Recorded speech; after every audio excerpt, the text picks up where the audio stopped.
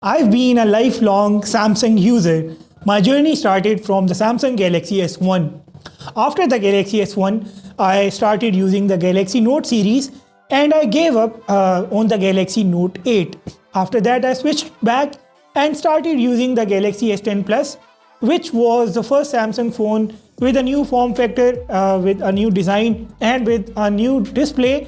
That pill-shaped notch on the Galaxy S10 Plus actually set new standards in the industry.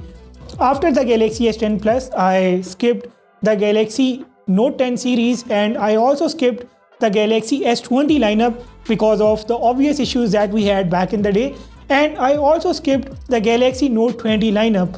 I patiently waited for the Galaxy S21 and my patience was actually worth it. I got the Galaxy S21 Ultra the day it came out and I actually pre-booked this device and I got it with the Samsung Galaxy Buds. I got this phone in the Phantom Silver color and today I am going to share my very long-term review with all of you before I jump off the Samsung train. So I would like to start off with the design, build and the overall looks of the Galaxy S21 Ultra. This was the phone that actually came out with an entirely new look and that was actually decoupled from the previous Samsung Galaxy smartphones. The Galaxy S21 Ultra looked absolutely gorgeous.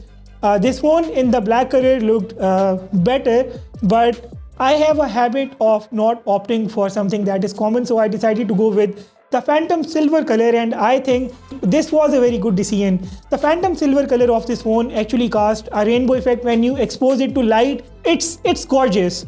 The Galaxy S21 Ultra is a heavy smartphone, it's thick as well. But obviously this phone is packed with a lot of powerful hardware.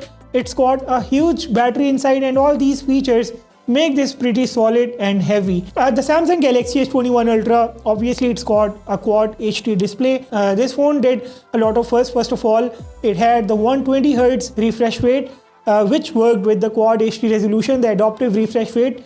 This had not happened before the Galaxy S21 Ultra. This screen is huge. The punch hole on this screen is the smallest punch hole and it's a curved display, so there are almost no bezels on this one. The display makes every experience so damn good. Whether you watch videos on this phone, you play the games, this display is just going to impress you at every single possible instance. The animations are completely fluid on this screen. Everything happens just before you blink your eye thanks to the 120Hz refresh rate. Now it's got a fingerprint scanner underneath the display. It's an ultrasonic scanner. And there is one issue that's been there since the day Samsung launched these under-display fingerprint scanners on all of its phones. The issue is with the screen protectors. To date, I haven't been able to find a single tampered glass protector that makes the fingerprint scanner work. I actually found one protector once, but those are the UV protectors. The gel has to go underneath the protector to paste the protector on the screen, and the issue with those protectors is that the fingerprint scanner still remains a hit and miss. It doesn't work like it works without the protector. But if the gel enters the speaker of your phone, the speaker stops working. I had this issue on my S10 Plus. I actually damaged the call speaker of my S10 Plus. And after that, I tried avoiding all the UV protectors that have to use a gel. Now, the only option that remains to protect this display are the jelly protectors. And the problem with jelly protectors is that those protectors just refuse to stick on the screen for long. Sooner or later, the protectors automatically peel off and the display is once again left without a screen protector and you have to replace it as soon as possible. This is one drawback of these displays. I hope that Samsung actually introduces some screen protectors, some official protectors that actually work with the fingerprint scanner on these new smartphones. Now back in the day when I got this phone, it came out running with the Android 11 and the One UI 3.1. Ever since Samsung rebranded the TouchWiz as the One UI, the Samsung software has been improving day by day. And I have had absolute pleasure while using the Samsung One UI on the Samsung Galaxy S21 Ultra. If we talk about the features, this is a feature-rich software. You just name the feature and you have it on the phone. First of all, let's talk about the Samsung exclusive features. We got the Samsung DeX on this phone. It's a lovely feature if you want to use your smartphone as a laptop. It's got the Samsung Kids. I got a daughter and I actually use the Samsung Kids mode a lot. and it's really useful. The quick share feature makes it incredibly easy to share files between two Samsung devices. With the music share feature, you can share the music across different devices, and the secure folder is there on this phone. You can just protect your files the way you want. The gallery of this phone is pretty good. I would like to talk about a feature, the photo eraser in the photo labs of the Samsung Galaxy S21 Ultra. Now, if you guys have watched any reviews of the Google Pixel 6 Pro, you must have seen a lot of users, a lot of reviewers talking about the object eraser feature and admiring the Pixel 6 Pro devices for having this feature. Let me tell you, this is not a new feature, and the Samsung Galaxy S21 Ultra was the first device to bring the object eraser feature. You have the photo labs in the gallery. You can just enable the object eraser and erase any objects from your photos. Thanks to the Samsung exynos chipsets, which actually pave a way for the Google Tensor chips, and because of this technology introduced by Samsung, the Google Pixel 6 Pro was able to have the object eraser feature as well. I am not sure if you know this already, but now you know that. Samsung One UI also lets you customize a lot of aspects, and with the modules of Samsung Good Log, you can just take the things to a whole new level.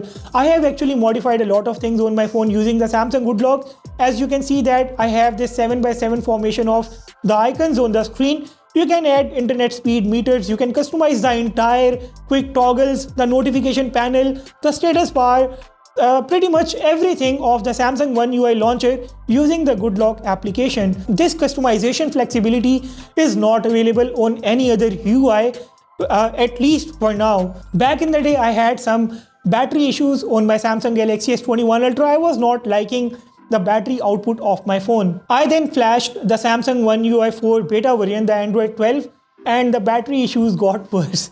I had so many issues with the One UI beta, but I did have it in mind that this is a beta variant and I have to bear it. It's eventually going to get sorted. So the One UI 4 finally came out for the Samsung Galaxy S21 Ultra, and I definitely updated my phone, and since that day, I've been loving my phone more.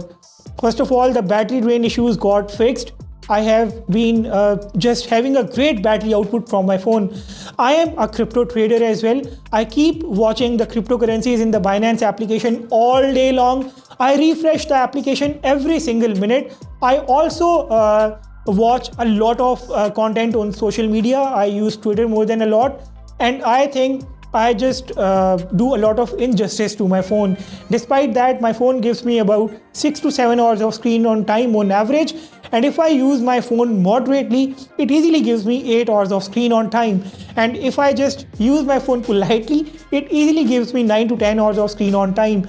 This screen on time from a flagship device with QHD display, 120Hz refresh rate, it's just great. This 5000 mAh battery is just a perfect fit for the Samsung Galaxy S21 Ultra. Now you guys remember that the Samsung Galaxy S21 Ultra did not have a charger in the box. I used the original 25-watt charging brick to charge my S21 Ultra, and it takes a little over an hour for me to hit 100% on this 5000 mAh battery. I have never charged my phone using the wireless charger because I think that it's always best to charge your phone with the typical wall chargers. Especially if you have an original charger, then there is nothing better than that. But obviously, if you want to wirelessly charge your phone, you definitely have the fast wireless charging option, and you can use that too. I definitely miss a couple of features on my phone. I miss the headphone jack, and I definitely miss the micro SD card slot as well. These are the two features that were there on the past Samsung flagship devices. But as we are moving on, Samsung is also removing these features, and we might just never see the micro SD card slot and the headphone jack again in the Samsung flagship devices. Before I forget, I would like to talk about the performance of this phone. I got the S21 Ultra with the exynos 2100 chipset. So the S21 Ultra was the device that all of variants of the S21 Ultra were 5G compatible. The exynos 2100 is a 5G chipset. Samsung improved a lot of things with the exynos 2100. I haven't seen any heating up issues. In fact, even if my phone heated up a little bit back in the day after the One UI 4 update, the heating up issues have completely vanished. You can just get 60 frames per second from games like PUBG Mobile, Call of Duty Mobile. Running resource intensive tasks on this phone is just a piece of cake. The S21 Ultra can actually do more than you can imagine. This phone may not have the highest benchmark scores, but its performance definitely speaks for itself. I do a lot of multitasking on my phone. To date, I have never had any issue with any of the processes running on my phone. Yes, it was a topsy-turvy ride when I was using the beta version of the One UI on my phone. But since the day I installed the official build of the One UI 4 again, everything has been smooth as butter. Moving on to the cameras, this is something that I have thoroughly enjoyed. This phone came out with a 108 megapixels main sensor. Now the main sensor on this phone is good enough to capture landscapes. If you are capturing a landscape and you want to crop in, you cannot just imagine the cropping in capabilities of this phone. I mean, you can zoom in as much as you want to extract something from your landscape. And then this phone has got the optical zoom up to 10x. The zoom can digitally go all the way up to 100x, and you can capture the moon. You must remember that back in the day, the moon shots of the Samsung Galaxy S21 Ultra were going viral, and that is a lovely feature of this phone, but obviously that uses a lot of AI to capture the moon that way. If you are going to capture 108 megapixels photos on your phone, you are quickly going to run out of storage. This is when I missed the microSD card slot the most. I am rocking this phone with 256 gigs of storage, and I keep running out of storage every few days. I have to delete some videos, photos and files to create more room on my phone. So the best is to capture the standard 12 megapixels images because they look equally good as well. 108 megapixels images only give you that extra amount of details in the photos. Now this phone can definitely capture 8K videos as well, the 4K 60fps videos from front and the rear cameras. Since this is a flagship phone, it just cannot go wrong anywhere. Even when it comes to the videos, you get extremely good quality videos, extremely stable videos, even if you record the videos while holding the phone in your hand. I have done a lot of videos on this phone. I have actually done a couple of videos using the phone on my YouTube channel. And those videos, I mean, you cannot even judge if I recorded those videos on the phone. In the start of this video, I told you that I want to give you my long-term review of the Galaxy S21 Ultra before I jump off this train. Now, when I said that, I did not mean that I am going to, stop being a Samsung user. Basically, I have been using the Google Pixel 6 Pro for the past few days, and now I want to switch from the S21 Ultra to the Pixel 6 Pro until the Galaxy S22 Ultra comes out. Basically, I want to do this to diversify the content on the channel. You guys get a lot of Samsung content from me, and now I want to add a little different content as well, starting off with the Google Pixel 6 devices. But does that mean I do not recommend the Galaxy S21 Ultra anymore? Well, no. I think the Galaxy S21 Ultra is good for another 2 or 3 years. If you are planning to get this device today, and if you can get it because the S22 Ultra is on the way, then definitely go for it. You are going to love every bit of this smartphone. The Galaxy S21 Ultra qualifies for 4 years of security updates and 3 big software updates, which means you will definitely get Android 14. So there is no reason to not to believe that this device is good enough for another couple of years, and especially if you can find a brand new pin pack Galaxy S21 Ultra, there is nothing better than that. This one does support S Pen as well. So if you are a Note user and now you want to switch to the S21 Ultra, you can grab that case with the S Pen placeholder and start using the Galaxy S21 Ultra as your Galaxy Note device as well. This is it with my very long-term review of the Galaxy S21 Ultra. If you have been using this phone, I would like to hear you guys out, and definitely drop your feedback about this video in the comment section as well. Hit the like button if you haven't yet, and please hit the subscribe button too. I need your help to hit 100k subscribers. With that being said, I will sign off and see you all in the next one.